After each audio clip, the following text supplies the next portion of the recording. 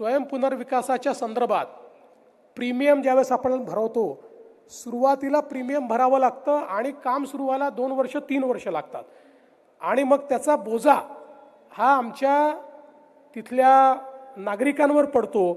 बिल्डरजवळ पैसा असतो, बिल्डर ते भरू शकतो। अनेक वेळा स्वयं पुनर्विकासामध्ये लोक याकरता येत नाहीत की आधीचे पैसे कुठनं भरायचे।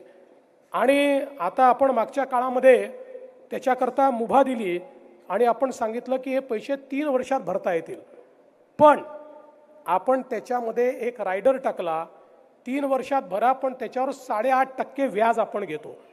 त्याच्यामुळे प्रॉब्लेम काय होतो की हा जो काही सोसायटीवाला असतो याला बँकेचंही व्याज भरावं लागतं आणि प्रीमियमचंही व्याज भरावं लागतं, म्हणजे डबल व्याज त्याला भरावं लागतं त्या ठिकाणी। आणि म्हणून आज मी घोषणा करतो, स्वयं पुनर्विकासाच्या बाबतीत हे व्याज रद्द केलं जाईल।